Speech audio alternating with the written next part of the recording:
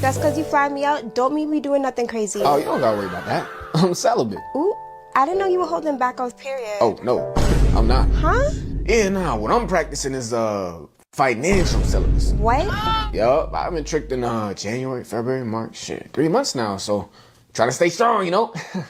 So you're not gonna break it for me? I don't know, my wallet's just been getting cracked, busted open left and right. It's honestly traumatizing, and I have to help. It's time for healing, gentlemen. Got another tape for you today. Be sure to hit that like and subscribe button. All right, let's go ahead and press play. What do you feel about girls expecting gifts from men? Chanel purse. But like, what do you mean girls? Like my wife, my girlfriend? I'm not talking about, no, not talking about a wife. Girlfriend, like a random girl, like who? Not even like someone you're talking to. Not even necessarily like a girlfriend.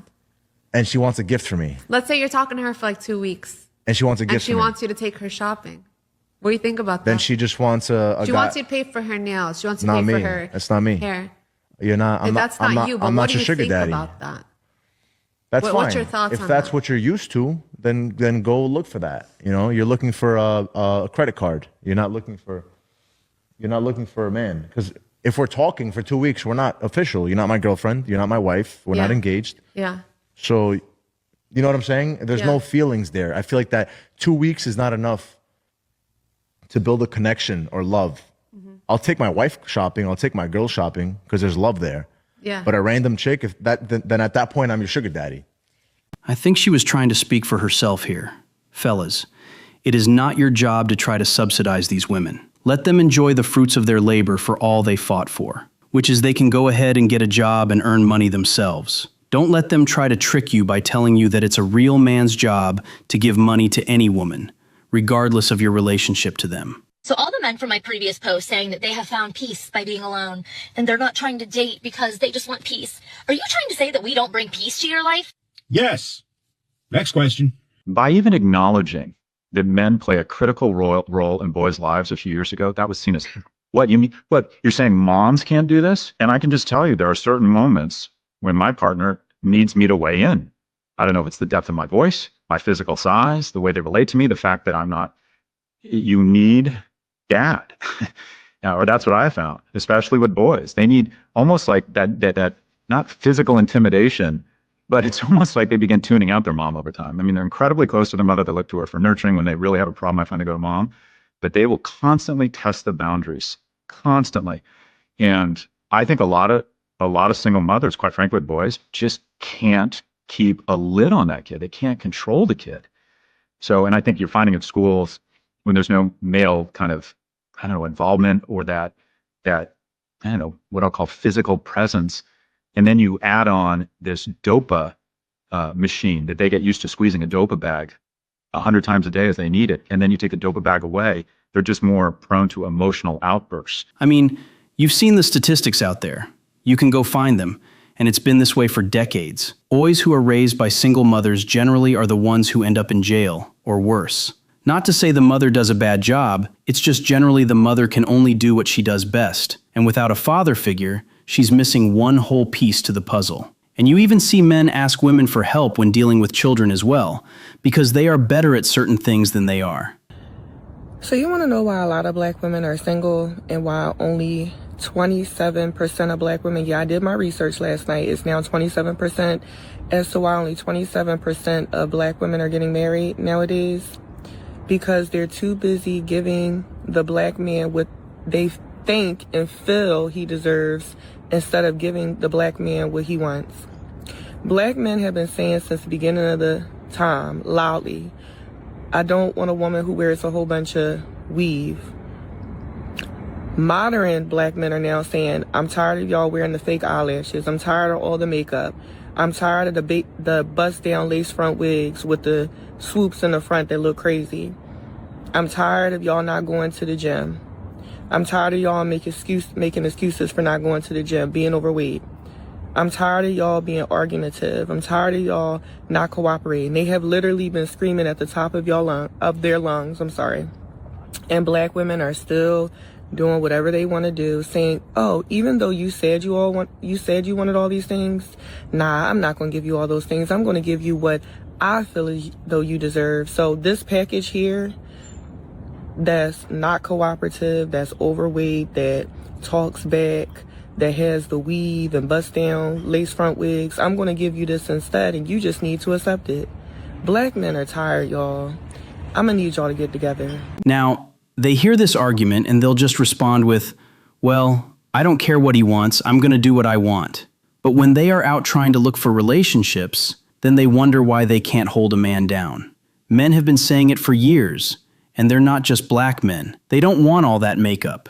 Now, it's fine if you do a little bit to kind of, dress yourself up a bit, but they want to see you. And for the 0.2% of my female viewers out there, understand this. Just simply ask a lot of men that you know in your life. Do they prefer a woman's natural beauty or one that's caked up in makeup? Remember, all these beauty standards were created by women in the fashion industry. You ladies created that for yourselves. And on an extensive note about what she was talking about here, a lot of guys also see those as items that the women would then expect him to now have to subsidize. They always say, I need money to get my hair done, my nails done, to get my wigs, to get my makeup. Do you know how much this makeup costs? Who's going to pay for that? And that's not something that they even want in the first place, and now you're trying to make them pay for it? Make that make sense. That's why only 27% of you are now married. And guess what percent of those marriages are going to end up in divorce? I really like you, and I wanted to know if you wanted to date me. My favorite thing is the fact that it's so incredibly easy to talk to you. Rate my attractiveness on a scale of 1 to 10. Only 10? Are you kidding me? Well, if it's only to 10, then I'd have to say 10. Okay. What are my green flags? You're always asking me how I am, and it's like, even though you have so much talent, you're still so caring about everybody around you. I like that a lot about you. Skylar,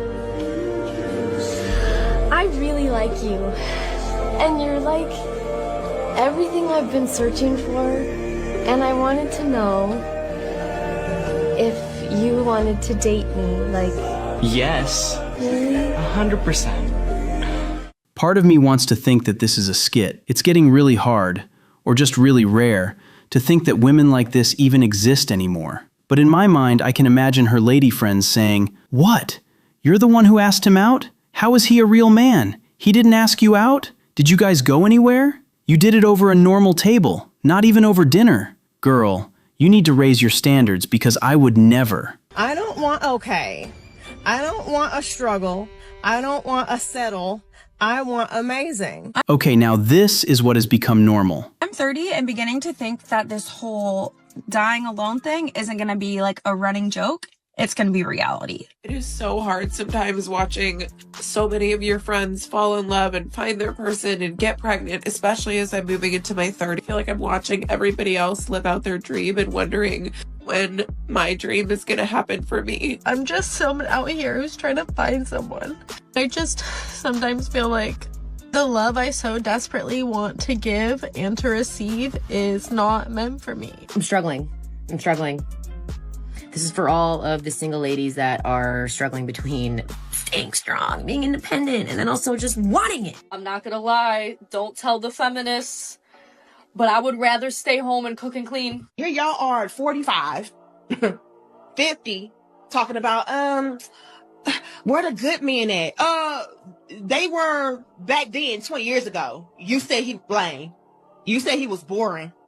I'm 40 and I'm single and I live in a van now, so it's probably gonna stay that way. I'm 32 years old. That means I've hit the wall 2 years ago and my life has been amazing. You see, and I'm not trying to be mean here, but this is just something I've seen over the years. They just really don't know what they want. Or they do know what they want, but they never would want to say it out loud in fear that it'll make them seem like a certain way. Maybe too easy, maybe too needy. So they have to dance around it. And in girl code, they all understand this, so they make sure to keep each other hidden and safe. But we know what it is. They first want to live out their whole phase through their what they call their best younger years, and then simply just get someone, when they're all finished and done and tired, to subsidize the rest of their life. Not all, but that's just the mass majority. And if you don't believe me, continue watching these tapes. You'll see. When studs want some D. I only dated women. Before that, I tried to have like boyfriends and stuff, and I was like, ew. And people don't talk about this. When women ovulate, you're like, ooh, I can make somebody a father. I've talked to even like my stud homeboys. I'm like, do y'all go through this? Because I think I was like embarrassed because nobody really talk about it. Yeah. And they're like, yeah, we do. I was like, you know what? Let me just try it. Try to go on a date with a boy. But I'm still like such a tomboy that I'm not gonna change who I am. I like, show up like myself, like fitted cap, button down shirt, big jeans. I'm sagging. Good. 2000s Jay-Z. No, that They still ask me like, oh, you always wear boxers? I say yes, and you gonna take these boxers down. What are you talking about? Hot. Not gonna let you. He come in the same outfit. I said, and it's like cool vibes. And then I think he like leans in to try to give me a kiss while we bump brims on our heads. Oh my God. Dang. And she would be the homie too? This don't seem like a bad deal if you really think about it.